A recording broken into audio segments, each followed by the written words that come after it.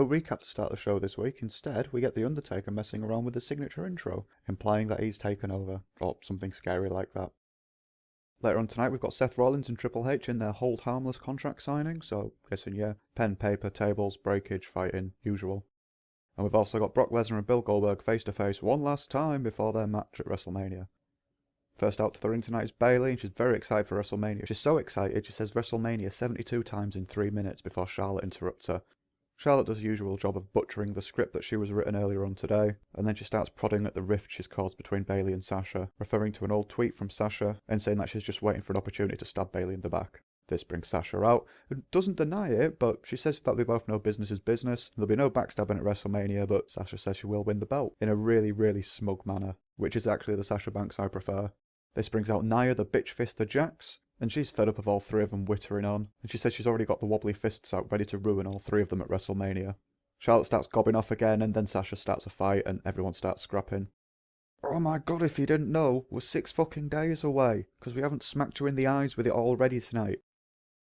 Are we back? Can it go? Yeah, I can go. Okay, ring the bell.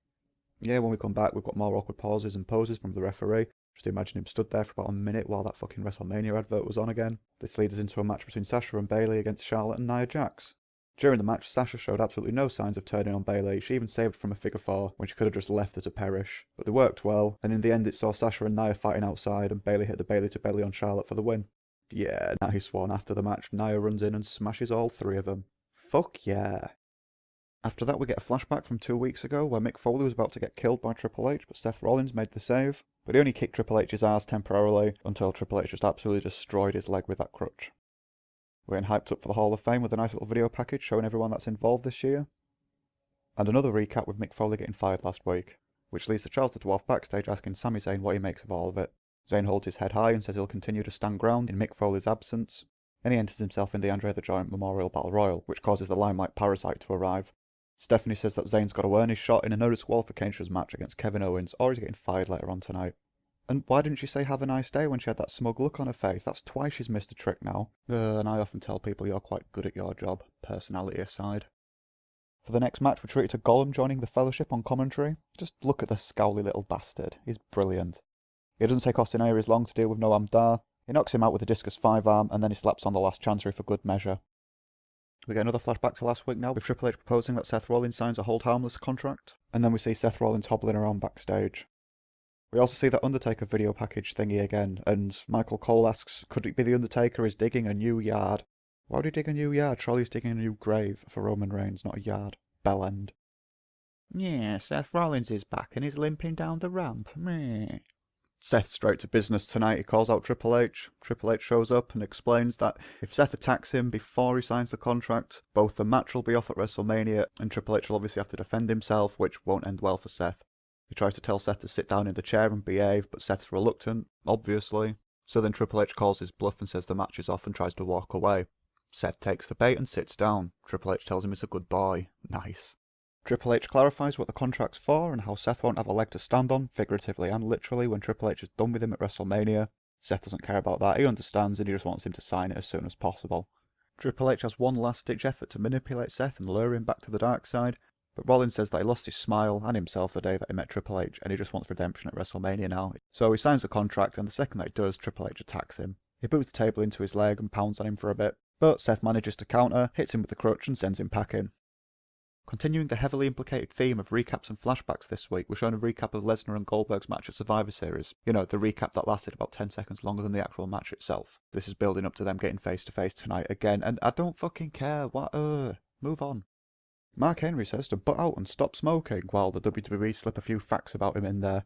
This is the fucking third one of these I've seen now, with the real cost at the bottom. If you want to lecture me for unhealthy things, why don't you do it while you're advertising Popeye's fucking chicken? Or making amusing yet blatantly obvious 5 to 10 minute videos of Southpaw fucking wrestling while you're really just advertising KFC? Or trying to encourage people to guzzle down litres and litres and litres of shit like Mountain Dew. Or we could talk about all the PEDs that get swept under the rug or just plain ignored. Yeah. What a healthy place to fucking be. Don't lecture me, you hypocritical fear-mongering cunts.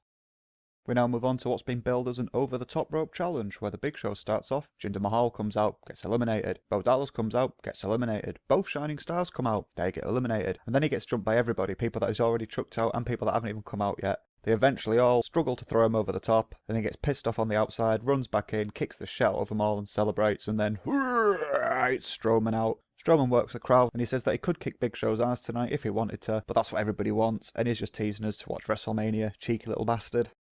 We get a recap of last week's lack of logic regarding everyone involved in the Tag Team Championship match at WrestleMania, where Enzo and Kaz couldn't get on with Gallows and Anderson long enough to eliminate Cesaro from the equation.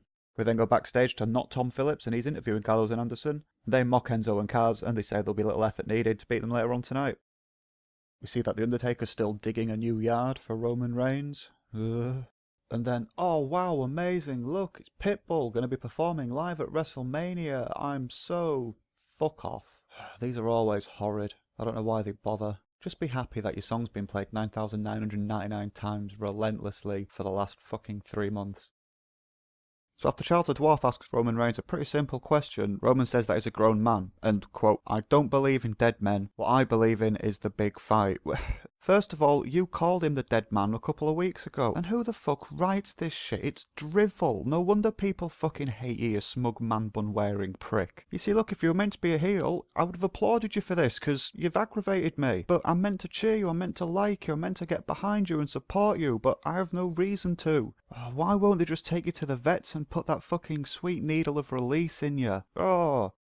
We see the New Day singing and dancing in the streets to promote WrestleMania for Big Boss Vince. Nice stuff, it's great to see how times haven't changed, but you can still disguise it as something else. During a backstage segment with not Tom Phillips, Cesaro ended up getting jumped by Gallows and Anderson. After a short yet entertaining match between Neville and Jack Gallagher, Neville just about pulls Gallagher's arms off with the rings of Saturn, and as Neville's trying to celebrate after the match, we're interrupted by Austin Aries in a special report. Aries says he looks forward to WrestleMania and he has some guests with him that he'd like to ask their opinion on the Cruiserweight Championship match. It is in fact the New Day. And the New Day decide that they're going to determine who's going to win the Cruiserweight Championship by seeing who's got the best hip movement, obviously. Aries adheres and they declare him the undisputed winner. Enjoying Aries being daft and being a face at the minute, but I'll enjoy his heel turn and his run as a heel with his cape and his dirty smirk, so much more. The big dog heads to the arena. John Cena was on the Today Show again, then he had some special announcement, which, yeah, there it is, means fuck all to me. No more interested in this match than I was 10 minutes ago. I think it's a big fat bowl of dog shit and chips, and I would have actually rather have seen Cena and The Undertaker than Cena and Roman Reigns, or Cena and Fake Tits Bella against The Miz and Maurice. Remember when we stayed up till silly o'clock to watch the Royal Rumble and we just shrugged our shoulders afterwards and thought, was that it? Yeah, I remember. No, what they really showed us at the Royal Rumble was Brock Lesnar getting embarrassed by Bill Goldberg once again, building up for their face-to-face confrontation later on tonight. Chugga, chugga, chugga, big dog. Oh, they fucking love Roman Reigns. After slapping myself in the face a few times, believing I'd fallen asleep and was dreaming, Reigns cuts a really good fucking heel promo. The crowd are just all over him, constant boos. He reminds everyone that he won the Royal Rumble there, and then he went on to headline WrestleMania twice, and they fucking hated it. It was great. So I'm guessing the sneak attack spear Roman did to The Undertaker last week was him turning heel. I like it.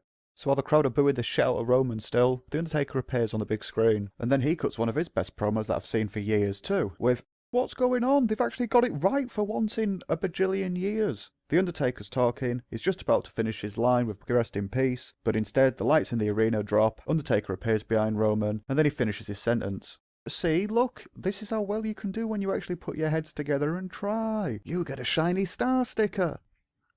Michael Cole gives us reason to just network and chill all week since it's WrestleMania week and there's fucking loads of stuff on. I am looking forward to NXT TakeOver though, and not to sound like a hipster wanker, but it probably will overshadow WrestleMania itself like it did last year. His name is Enzo Amore, and he's a certified sleaze and a bearded little slug, and you can't teach that. And this right here, this is Big Kaz, and he's 7 feet tall, well nearly, and you can't teach that. So once they finish their usual song and dance, Gallows and Anderson come down for their match, but they're jumped by Cesaro, who have got a ladder in their hands. They beat the piss out of them on the outside and then jump in the ring and start going to town on Enzo and Kaz. But then, oh no, Kaz blocks it. Watch out, guys. He's got like 2 moves, 3 moves at tops that he might hit you with. So, you know, oh shit, yeah, he's got a ladder now, so fair enough. Yeah, watch out. But before he gets a chance to swing it, Gallows and Anderson have recovered. They jump in the ring and smash back of his head in. Then they start picking everyone else off one by one, hitting them with the ladder, and the sound of absolute delight in the laughter of Corey Graves' laugh when Enzo Amore got smashed in the mouth just made my heart feel warm. But fair play to Enzo, that was a pretty rough shot and tough landing. It's good to see though, it's nice. Maya Angelou is the focus this week for American Women's History Month. And then we see Charles the Dwarf backstage interviewing Kevin Owens. Owens just reiterates that Jericho was never his friend and he regrets being a fan of his as a kid, and is as entertainingly sour as possible, which is always fun to watch. Despite being a good video package promoting the match between Triple H and Seth Rollins, I'm not sure if they're just filling out time or it's just more force-fed promotion. I thought we'd seen all the hype for this already leading into WrestleMania with their altercation earlier on. At least this leads the lads at the table to work their way through the rest of the card for WrestleMania. It is a pretty stacked card to be fair, there's a lot to go on. I'm just not going to get my hopes up too much because of last year's Mania, a few years before's, and just WWE as of late. I find now when it comes to the WWE, it's always best to expect disappointment, so if it doesn't happen, it's a pleasant surprise. That's not pessimism, that's realism I'm afraid. We now move on to our main event, a match between Kevin Owens and Sami Zayn, where... What? Really? Well, what else? Oh, for fuck's sake, yeah, there's Brock and Goldberg. Oh, Jesus... they've put another talky bit at the end again. What can I say really, that's just fucking terrible. So I stand corrected, we go to our semi-main event for the evening, a match between Kevin Owens and Sami Zayn, where Sami Zayn must defeat Kevin Owens to 1, be a participant in the Andre the Giant Memorial Battle Royal at WrestleMania, and 2, to keep his job. Owens just there for shits and giggles. Since it's an ODQ match, it's anything goes, and they go for a wander around the crowd, and around the tech area and the table area, which lets them fight in front of the giant WrestleMania this Sunday digital banner in the background, just in case you'd forgotten. But then once it makes its way back to the ring, we have a great match between them. They do the usual hits, and it's good old Ring of Honor Kevin Steen versus El Generico style shenanigans. And as the match progresses, it looks like Zayn's closing in on a victory, which brings Samoa Joe out. Joe grabs a steel chair, but then Chris Jericho's music hits. As Joe's looking up the ramp, Jericho jumps out of the crowd and hits him from behind. Jericho then nicks a steel chair and leathers the piss out of Joe. He tries to get in the ring, but Owens rakes his eyes, but this is just enough distraction for Zayn to roll Owens up, securing a spot at WrestleMania and also allowing him to keep his job. And then just for a laugh after the match, Chris Jericho puts Kevin Owens on the list. And there we have it, quite a good ending for this week's Raw. What? No, can't you just let me do this? Please, I don't want to go on, I don't give a fuck if the next bit's even good. Let me just finish. Alright, nope, sorry, now we're going on to the main event.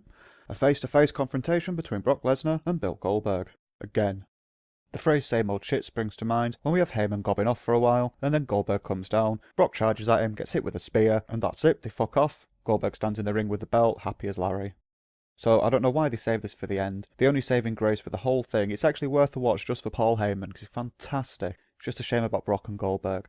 How I see Heyman in this scenario is he's like a dad that is not allowed to cook very often because when he used to cook, he was a bit too creative / dangerous and he's been banned from experimenting in the kitchen. So your mum's away, you know, in the countryside or something, and she's told him all he's allowed to do is chicken and chips. Now, don't get me wrong, chicken and chips is good, but, you know, you're going to get bored of it. So since he's only got this one meal to serve you, every time he's left in charge, he tries his damnedest to dress this differently and sell it differently to you every single time. And you ended up eating it in the end with a smile because you see the effort that he was made with such a crap hand, so you appreciate his hard work. Now, that's the part I enjoyed from the main event, the promoter, the talker, not the actual guys fighting. I don't know why they have this problem in general with having matches at the end of Raw. The end of that last match with Samoa Joe and Kevin Owens staggering up the ramp would have been a great way to finish. You don't have to end it with a promo every time. WrestleMania should be an extension of your weekly wrestling show, and it shouldn't be the reason that Raw exists. And that's enough out of me for the time being. If you'd like to ask me questions or leave me abuse, I can be found on Twitter @BluntDamage. If you'd like to comment on the video, you can follow the link in the description to the Botchamania site and do so there. And while you're on the site, you can check out 10 quality years of Botchamania, obviously, the entire backlog of my RAW rant, going all the way back to my written work / walls of text, Vinny's midweek wrestling write-ups, and a shit ton more great stuff on the site to keep you busy. And last but not least, if you like my theme music, the band are The Colour Fire, and they can be found at www.thecolourfire.com, and their digital store links can be found in my description. Thanks for watching, and I'll see you next time.